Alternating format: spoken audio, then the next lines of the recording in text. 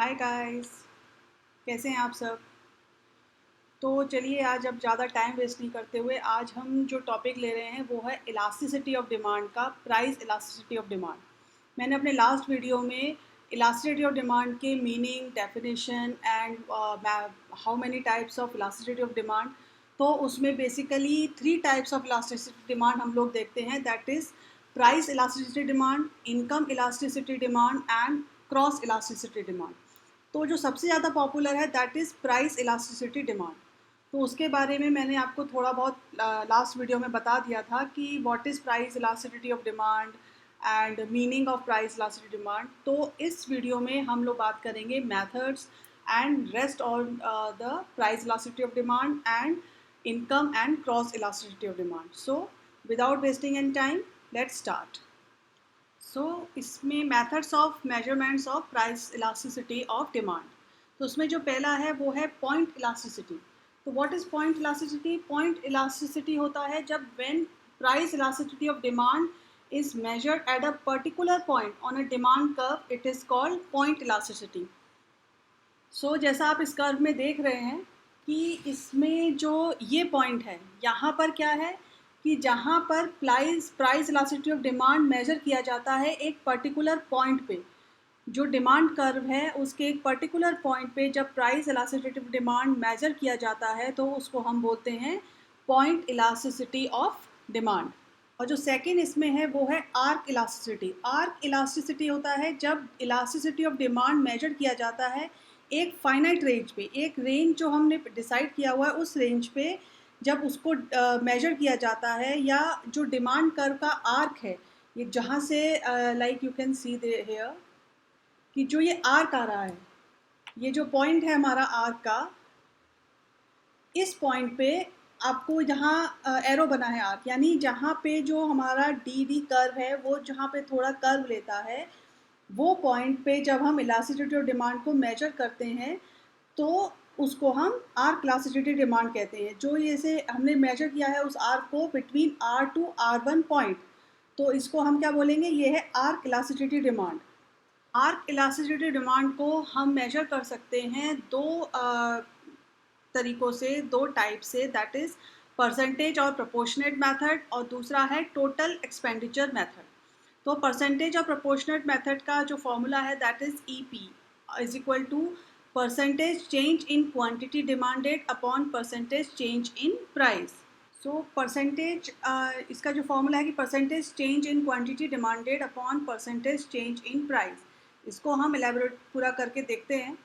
तो percentage change in quantity demanded, जो वो निकालने के लिए हमें क्या करना है, change in quantity demanded upon initial quantity into 100, और परसेंटेज चेंज इन प्राइस, तो उसके लिए change in price upon initial price into 100। तो इसका आएगा delta Q upon Q into 100 upon delta P upon P into 100 is equal to delta Q upon Q। अब इसको अगर हम यहाँ पे रिवर्स कर देंगे तो ये यहाँ पर इन P ऊपर आ जाएगा, तो P upon delta P is equal to delta Q upon delta P into P upon Q। तो EP is equal to, EP क्या होता है, प्राइस इलास्टिसिटी ऑफ डिमांड, तो EP is equal to delta Q upon delta P into P upon Q। तो इससे आपका price elasticity of demand हमें find out कर पाएंगे हम। So as you all came to know at this thing कि EP what stand for price elasticity of demand, Q stands for initial quality, P stands for initial price, okay, delta Q is equal to change in quality demanded, और delta P is equal to change in price. Got it? दूसरे जो इसमें method की हम बात करते हैं वो है टोटल एक्सपेंडिचर मेथड। तो टोटल एक्सपेंडिचर मेथड क्या है? टोटल एक्सपेंडिचर मेथड वो है जो एक्सपेंडिचर इनकर्ड होता है किसी भी हाउस होल्ड द्वारा जो कोई भी कमोडिटी को परचेज करता है। तो ये जो क्या है, ये जो है, ये प्राइस का, प्रोडक्ट का price of a commodity and the quantity demanded at that price, उसको हम करते हैं टोटल एक्सपेंडिचर मेथड से फाइंड आउट करते हैं। मतलब कि किसी भी एक इंडिविजुअल, एक हाउस होल्ड ने अगर कुछ ख़रीदा है तो उस प्रोडक्ट जो है उसके जो प्राइस ऑफ अ कमोडिटी है और जो क्वांटिटी डिमांड की गई है उस प्राइस में, that is called total expenditure method. तो इसके लिए ये फॉर्मूला होता है T E is equal to P into Q. तो जहाँ पे T E stands for total expenditure, P is equal to price and Q is equal to quantity. According to expenditure method क्या है कि इलास्टिसिटी ऑफ डिमांड मेजर की जा सकती है by considering the change in total expenditure incurred on a commodity as a result of change in the price of the commodity. इससे हम find out करते हैं कि टोटल एक्सपेंडिचर हमारा किसी भी प्रोडक्ट में कितना आया है, मतलब कि उसका जो टोटल एक्सपेंडिचर हुआ है किसी भी कमोडिटी का, वो रिजल्ट होता है उस कमोडिटी के चेंज ऑफ द प्राइस में। सो इस मेथड को यूज़ करके हम लोग 3 टाइप्स ऑफ इलास्टिसिटी को कैटेगराइज कर सकते हैं। सो वो हैं elastic demand, inelastic demand and unitary elastic demand. तो what is elastic demand? Elastic demand है कि जब किसी भी कमोडिटी के प्राइस में फॉल होता है तो उसका रिजल्ट होता है उसके एक्सपेंडिचर का इंक्रीज़ होना। एंड जब किसी कमोडिटी के प्राइस में राइज होता है तो उसका रिजल्ट होता है उसके एक्सपेंडिचर का डिक्रीज़ होना। तो इसमें क्या है कि इलास्टिसिटी ऑफ डिमांड यहाँ पे हमेशा विल बी ग्रेटर देन 1। सो इसको देखते हैं यहाँ पे कि ये देखिए ये कर्व जो है इसमें आप देखोगे कि ये एक परफेक्ट इलास्टिक डिमांड कर्व है, जिसमें क्या है कि जब कमोडिटी का प्राइस 60 था तो उसकी क्वांटिटी डिमांड की गई 10, लेकिन जब उसका प्राइस 50 रुपीज़ हो गया तो उसकी डिमांड की गई 13। सो इसमें क्या है जो टोटल एक्सपेंडिचर हुआ वो कितना हुआ, इसमें अगर 60 into 10 is equal to 600 and 15 into 13 is equal to 650। तो elasticity of price is greater than 1। Got it? कि इलास्टिसिटी ऑफ प्राइस कितना है, जब कमोडिटी ये हुआ कि 60 रुपीज़ थी तब 10 लोगों ने डिमांड किया, पर जब 50 हुई तो 13 डिमांड किया, लेकिन इलास्टिसिटी ऑफ प्राइस इसमें हमेशा परफेक्ट इलास्टिक डिमांड में हमेशा ग्रेटर देन 1 आता है। दूसरा है इसमें in elastic demand. Inelastic demand क्या है कि जब इस कमोडिटी के प्राइस में फॉल होता है तो उसका टोटल एक्सपेंडिचर भी रिड्यूस होता है, और जब इसके प्राइस में इंक्रीज़ होता है तो इसका टोटल एक्सपेंडिचर भी इंक्रीज़ होता है। तो इसमें क्या है, इसमें जो प्राइस इलास्टिसिटी ऑफ डिमांड है वो हमेशा लेस देन 1 रहती है। लाइक देयर यहाँ जब 60 रुपीज़ था उसका प्राइस, तब कमोडिटी जो डिमांड क्वांटिटी डिमांड की गई वो थी 10, और जब 50 था तो 11। सो यहाँ आप देखोगे 60 into 10 is equal to 600 and 50 into 11 is equal to 550। तो यहाँ पे इलास्टिसिटी ऑफ प्राइस कितना है हमारा, लेस देन 1 है। Got it? अब तीसरा है इसमें यूनिटरी इलास्टिक डिमांड। जब टोटल एक्सपेंडिचर में कोई चेंज नहीं होता, चाहे उसका प्राइस में चेंज हो जाए, लेकिन एक्सपेंडिचर में कोई भी चेंज नहीं होता, तो इसको हम बोलते हैं कि ये जो इलास्टिसिटी ऑफ डिमांड है is equal to unitary. So like here आप देखोगे कि जब कमोडिटी का प्राइस था 60, तो उसकी जो डिमांड किया गया वो था 10, और जब 50 था तो डिमांड किया गया 12। तो 60 into 10 is equal to 600 and 50 into 12 is equal to 600। तो here E P is equal to 1। अब समझ में आ गया कि इलास्टिक डिमांड में इलास्टिसिटी ऑफ प्राइस जो है that is greater than 1, inelastic में elasticity of price is less than 1, और यूनिटरी इलास्टिक डिमांड में elasticity of price is equal to 1 रहता है। फिर इसमें एक और मेथड है, वो है पॉइंट मेथड। पॉइंट मेथड इसको हम ज्योमेट्रिक मेथड भी बोलते हैं। तो इसमें जो प्राइस इलास्टिसिटी ऑफ डिमांड है वो मेजर्ड होता है किसके हेल्प से, पॉइंट मेथड की हेल्प से। तो इस मेथड में क्या है कि प्राइस इलास्टिसिटी ऑफ डिमांड किसी भी पॉइंट पे डिमांड कर्व के द्वारा मेजर किया जा सकता है, इस फॉर्मूला लगा के कि line segment below the point on the demand curve upon line segment above the point on the demand curve. So here you can see this, ये कर्व बना है जिसमें ये प्राइस क्वांटिटी है और इसमें ये पॉइंट है ए एंड बी, और 2 पॉइंट इसमें दे रखे हैं, आर पॉइंट एंड के पॉइंट। तो इसमें क्या है कि जब डिमांड एट जब आर पे थी on straight line demand curve में, तो क्या था, जो ए बी था वो था इंटरसेप्टेड था क्योंकि दोनों एक्सेस से, क्योंकि ये ऑब्वियस था कि लोअर लाइन सेगमेंट जो है वो R B, you can say that R B जो है वो अपर लाइन सेगमेंट जो पोर्शन दिया हुआ है आर ए, उसके डिमांड कर्व क्या था, वो दोनों तरफ लाई कर रहा था आर ए पॉइंट पे। तो उसको एग्जांपल क्या है, elasticity demand at point R is equal to lower line segment upon upper line segment. तो उसमें क्या है कि इलास्टिसिटी ऑफ प्राइस जो है वो ग्रेटर देन 1 आता है, क्योंकि यहाँ पे R B is greater than R K. Got it?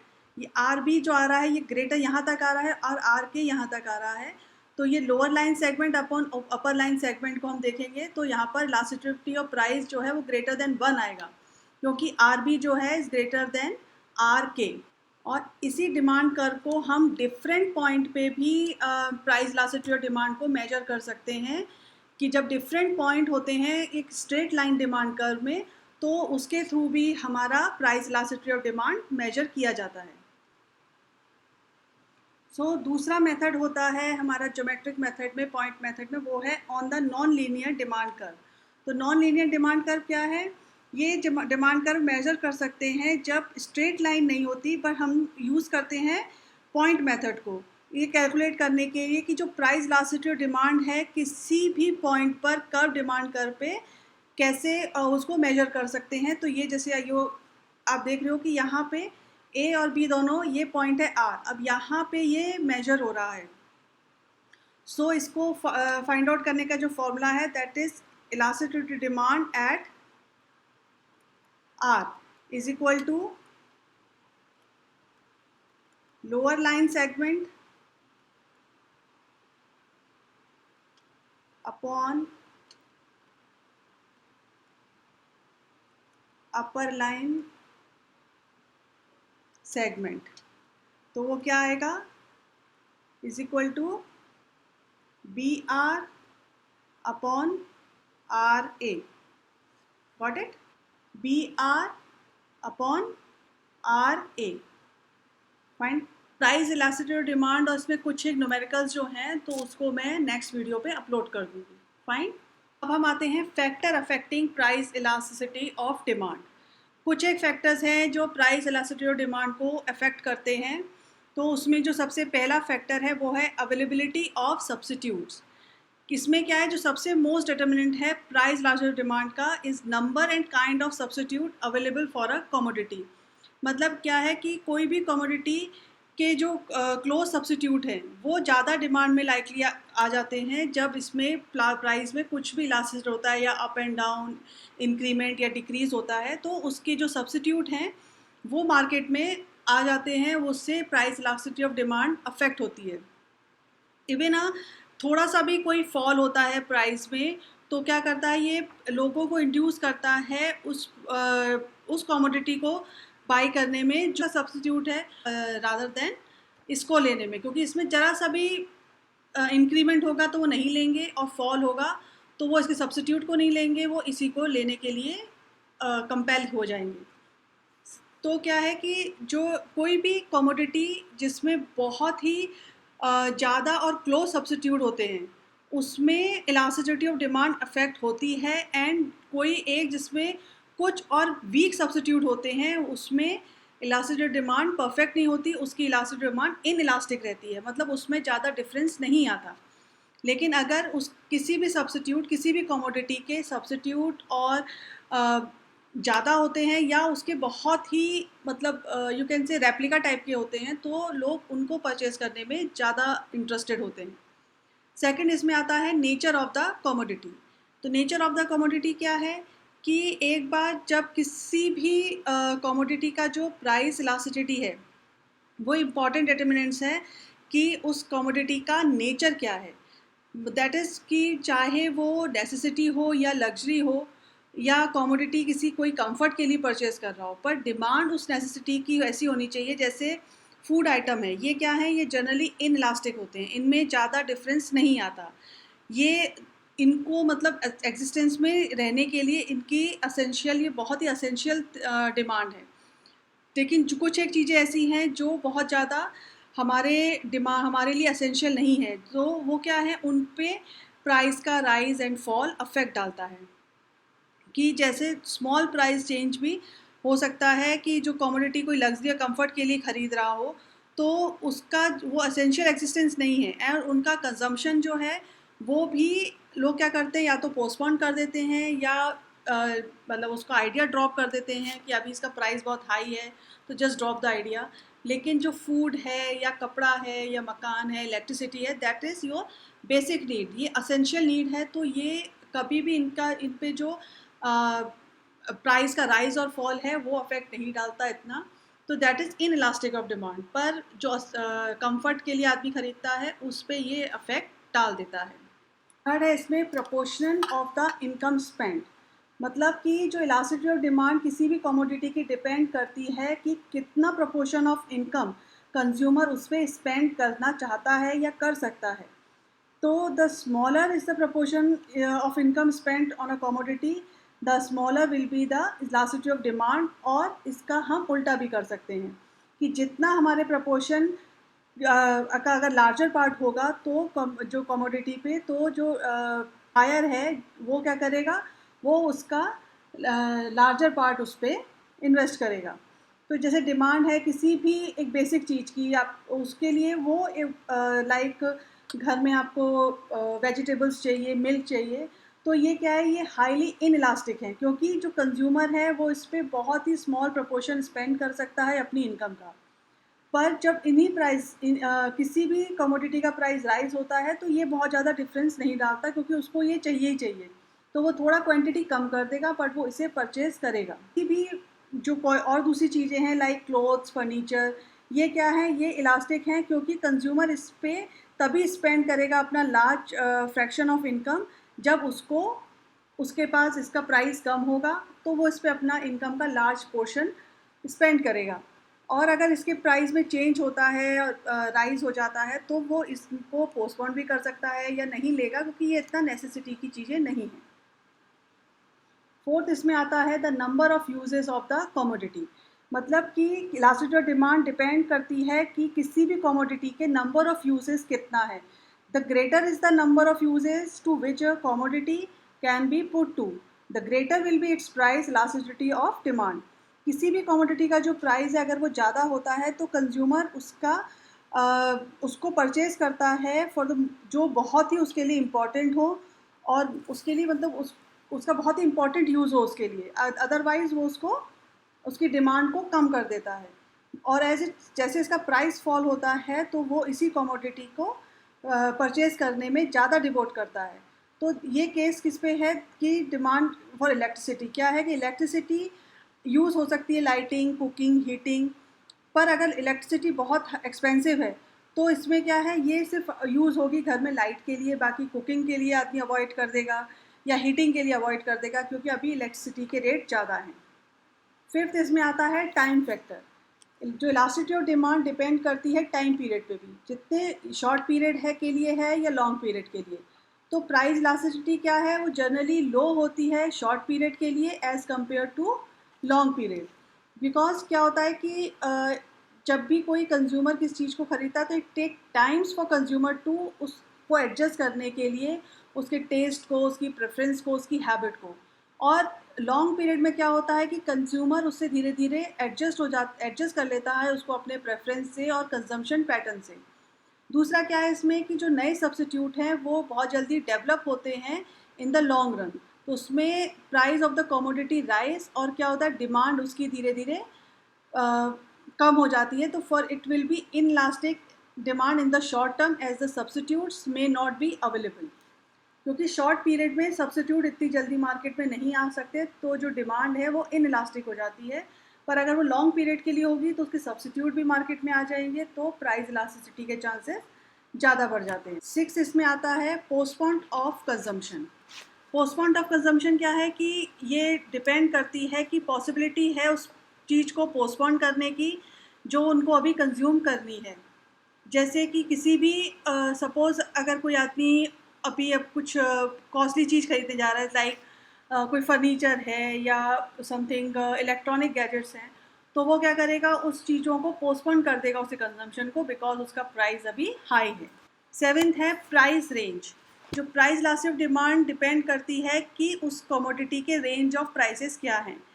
किसी भी कमोडिटी की demand tends to be inelastic जब उसके at very high and very low prices, तभी किसी भी कमोडिटी के जो डिमांड है वो इन इलास्टिक हो सकती है जब उसके प्राइस या तो बहुत हाई हो या बहुत लो हो, और इलास्टिक रहेगी with in the moderate range of prices.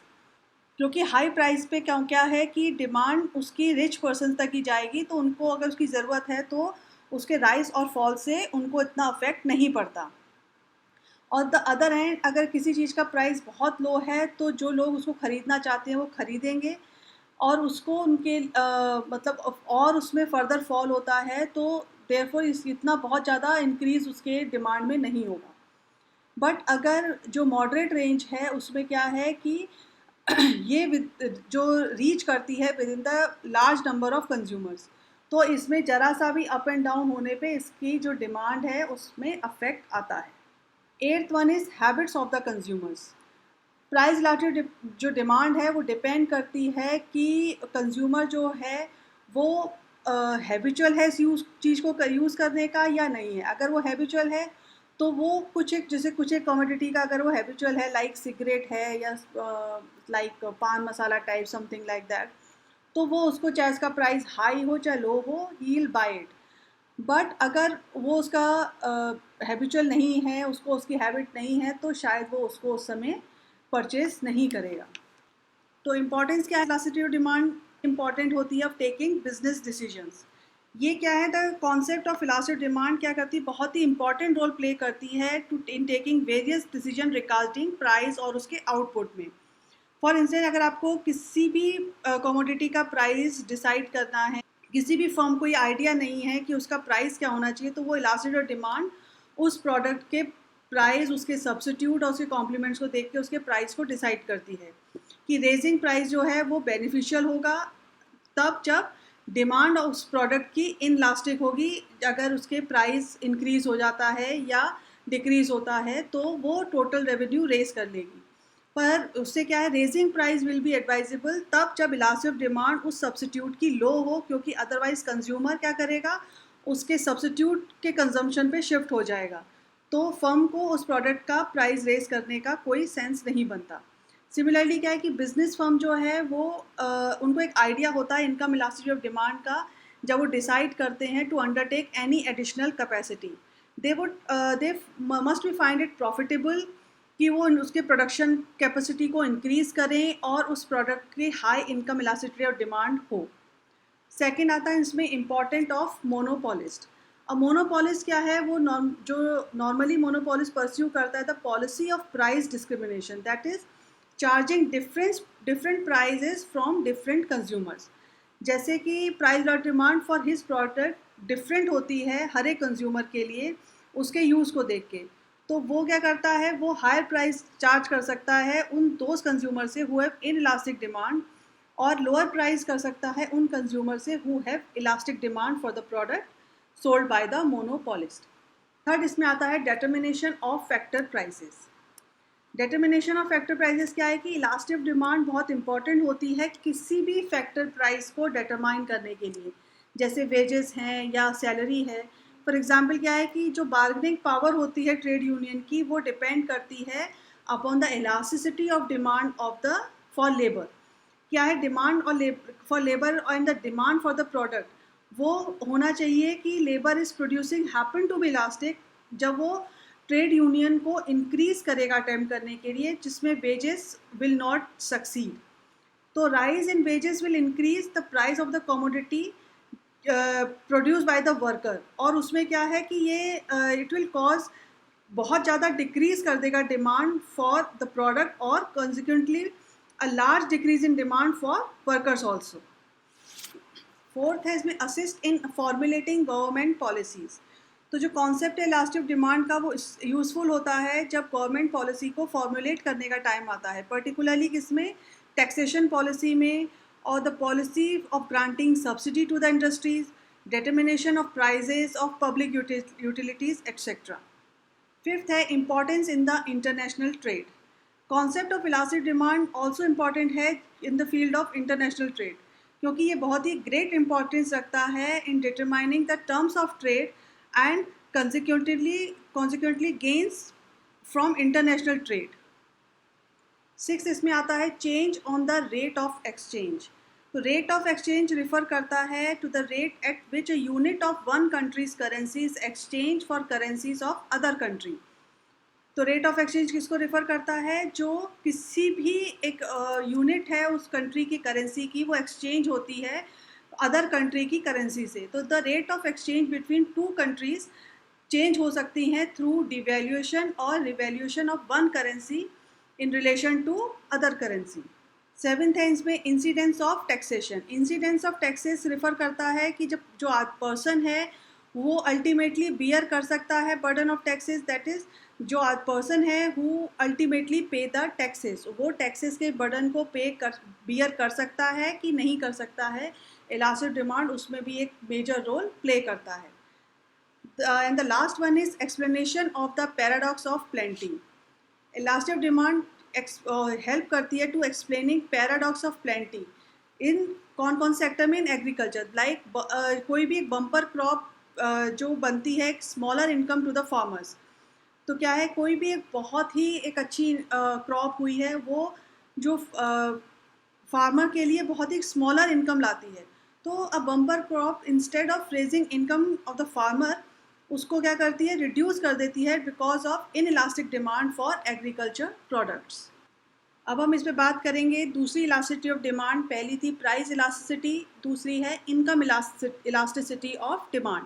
तो income elasticity of demand measure की जाती है the degree of responsiveness of quantity demanded of a commodity to change in income of the consumer.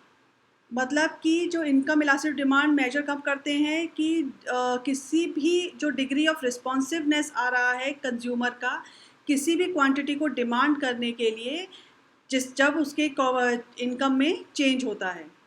तो इसके लिए फॉर्मूला क्या है? Income elastic demand is equal to percentage change in quantity demanded upon percent change in income. तो इसका जो ये formula simple है, delta Q upon delta Y into Y upon Q.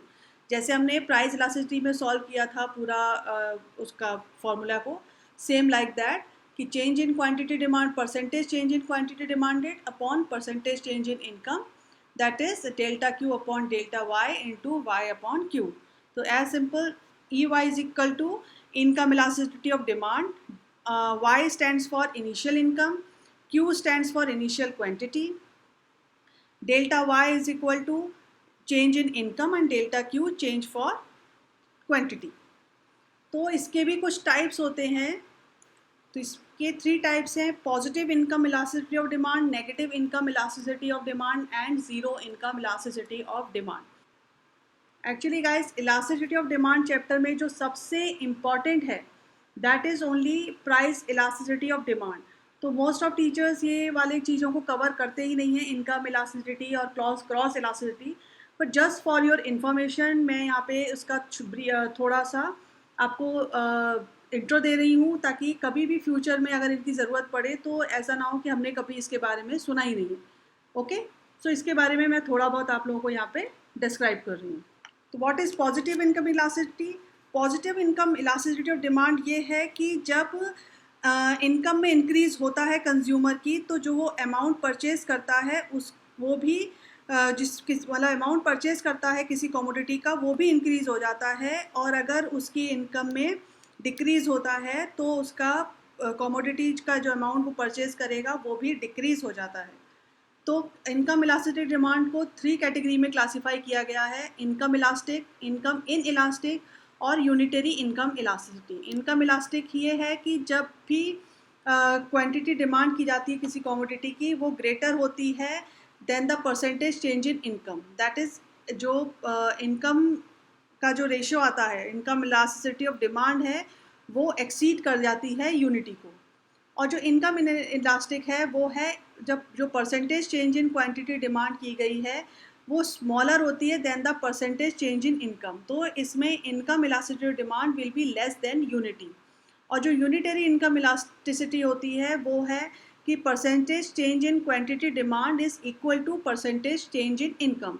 तो इसमें income elasticity of demand will be equal to unity. दूसरा इसमें है negative income elasticity of demand. Income elasticity of demand is जब नेगेटिव हो जाती है जब इनकम में इंक्रीज होता है कंज्यूमर की, लेकिन उसके जो कमोडिटी का अमाउंट वो परचेज करता है उसमें डिक्रीज हो जाता है। और इसी का वाइसे वर्सा कि जब उसकी इनकम में डिक्रीज होता है तो किसी कमोडिटी का परचेज का अमाउंट उसका बढ़ जाता है। And the last one is zero income elasticity. Zero income elasticity of demand ये है कि जब बहुत ही एक्सेप्शनल केसेस में ऐसा होता है कि zero income elasticity of demand ये good implies that a rise in income leaves quantity demand unchanged. मतलब उसका क्या है कि उसकी इनकम में तो राइज हुआ है लेकिन जो क्वांटिटी का वो डिमांड कर रहा है उसमें कुछ भी चेंज नहीं आया, ना तो वो राइज हुआ है और ना ही। So these are the types of income elasticity demand: price, positive income elasticity, negative income elasticity of demand and zero income elasticity of demand. So finally, cross elasticity of demand. Cross elasticity of demand is defined as the percentage change in quantity demanded of a commodity with respect to the change in the price of its related commodity.